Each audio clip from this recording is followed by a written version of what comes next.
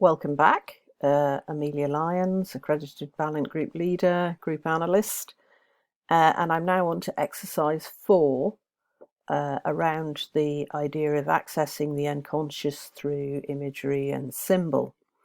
And we're going to do that now, themed on transference and countertransference. I don't want to say too much about the technicalities of that in this video. We have a sister video that sort of will talk more about what that actually means. But I'll give you a brief synopsis as part of that.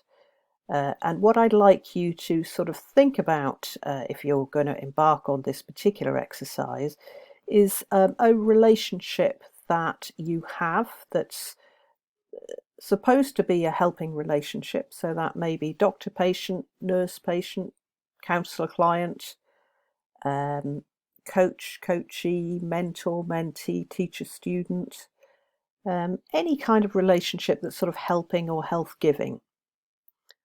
And a relationship that you might be feeling a bit stuck with at the moment, that's preying on your mind, that's playing on your mind, that's something that you're finding trouble letting go of, and maybe that your thoughts are that the relationship could be more facilitative than it actually is at the moment. You feel caught up in something, but you're not quite sure what. So that's the sort of relationship that I want you to be thinking about as I'm talking in this video, okay? And we will come directly to the exercise shortly. Now, I also wanted us to keep a light touch to this exercise, so hence I've included some pictures of Charlie Chaplin in his very famous tramp persona. And here you can see him in the Hall of Mirrors, looking at all the different projections of himself being mirrored back to him and looking rather bewildered. And I think that's quite a good metaphor, really, for us as human beings. We go out, we project different elements of ourselves to the world, and sometimes we're not surprised by what we get back, and sometimes we are surprised.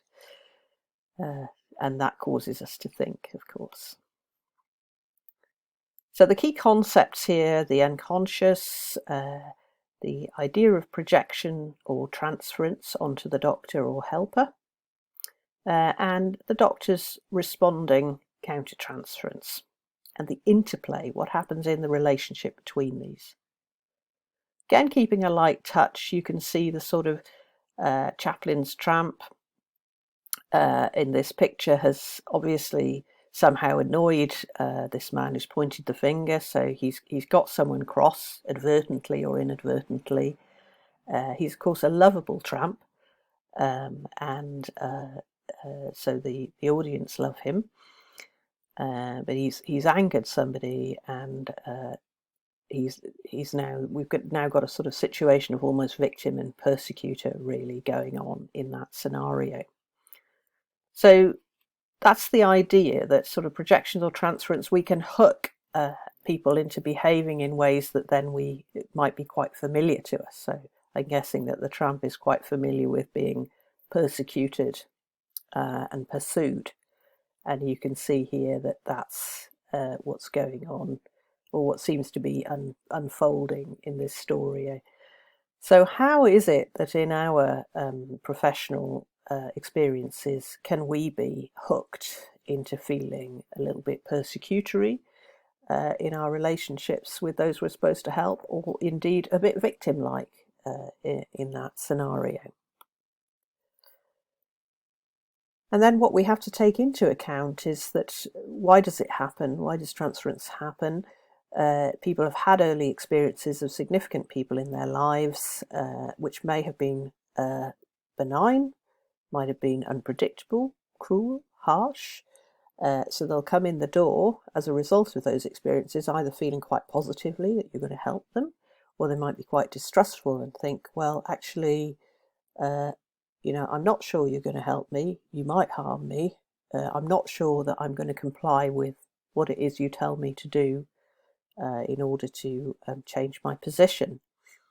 So no matter your intentions as the helper, this may be the unconscious feeling. It's not that they're consciously feeling it, they're consciously out to not comply with treatment, but there may be a natural suspicion that has come about for good reason. And then if we look again at the kind of the farcical elements in relationships, we can see Chaplin's now somehow been a very flexible and adaptable human being, and him and the angry man are now on the run from the police. So something obviously happened there that's now he's in collusion or collaboration with the Mr. Angry, as I called him, and you've got the police after them. So we can see that something's unfolding there. So again, let's hold a light touch towards this exercise. So I'd like you to think of that person. I'm calling them a patient because my work is with doctors, but it might be, as I say, a client or an individual that you're working with in some sort of health-giving and helping sort of relationship. Someone who's on your mind. And I want you just to take your time to allow them to come into your mind for a minute. So you might want to stop this tape, be in a quiet place, and just have a little think about them. And imagine yourself in the room with that person, and imagine how you're feeling with them in the same place as they are.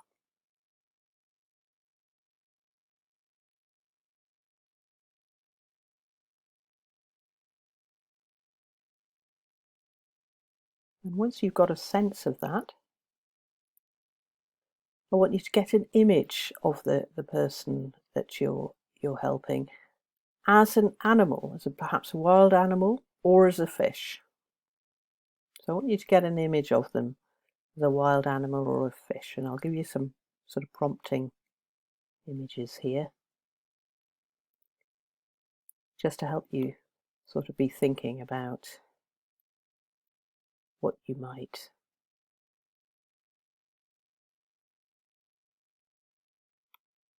okay. So get that image of them and jot it down, write about it, and actually draw it if you can. And again, you can stop the video, take a few minutes to draw the animal or the fish in situ.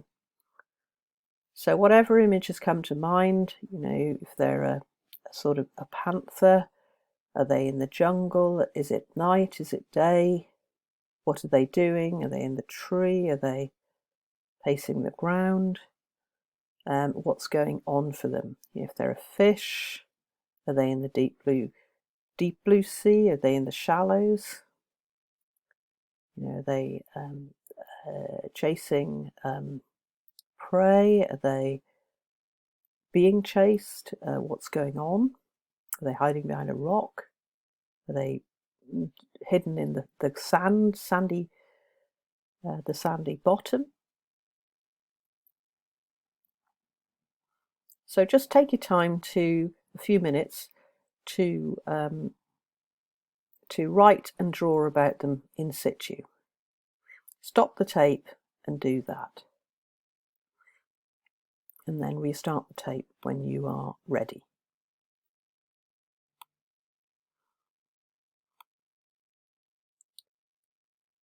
Okay, so restarting the tape.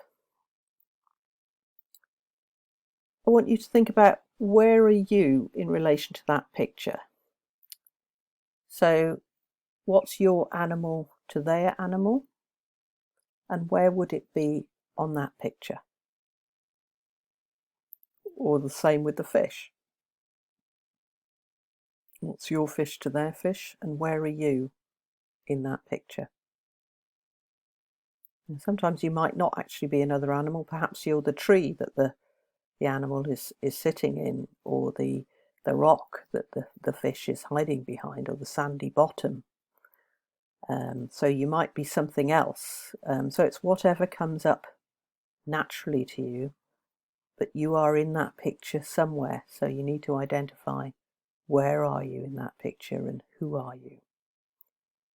Don't judge it. Don't think, oh, my fish is small, their fish is big. Oh, that shouldn't be the case. or make some kind of interpretation on it. Just leave it open. You can keep this exercise private. You can share it as you wish. So just be open to whatever comes up. You're going to get much more if you do that than if you start censoring it. So there's no judgment. None of this is about judging. It's just about mining the unconscious and getting some information about the relationship. And think of it as a snapshot. This is just for today. Tomorrow you might come up with a different animal. There might be a different place. Keep that light touch. So, having identified yourself, again stopping the tape and really thinking about that, filling yourself into that picture, bringing yourself into that picture, writing spontaneously, and stopping the tape as you need to do in order to get that out, and just write until the urge stops. So once you've done that, what does this make you notice about the relationship? About how the two of you are relating. What's going on in that? Again, without judgment. What is going on with that?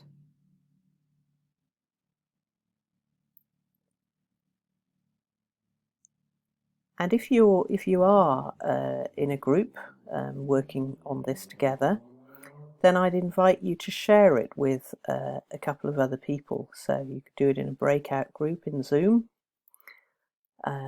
where you each share your pictures and your reflections on those, and then as a second stage, go round again, and everybody sort of comment on how the other people's pictures strike them. So that's not about interpreting, but it's about commenting on it. So it might be, oh, I notice, all of that picture is shades of green.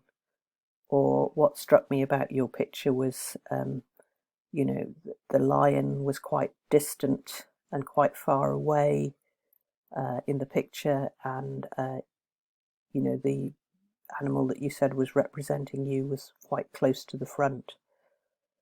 So no interpretations, just offering what you see. And that in turn will allow you to reflect further on the relationship and notice further. Now, when we're in the Balint group, we can also think about those sort of symbols in terms of when we're talking about our relationships with patients. So from the countertransference of the doctor, the feelings of the doctor might describe their relationship in a way where I feel I might be being chased, or it's cat and mouse, or I feel that I'm in the sea, and my patient is hiding behind a rock. So there may be very symbolic ways, and indeed the group might pick up on the relationship in some way and describe it in symbolic ways. And that may be using the use of animals or other kinds of imagery to describe what they're picking up about the relationship. And through that whole interplay, that may help to unlock something about the relationship, and indeed the way the group may enact some of that as well. So the focus at the end of the day is on returning to that beneficial health-giving relationship that they want to have with the patient, that is kind of further below the surface, and being able to sort of unlock that through the use of imagery. Thank you.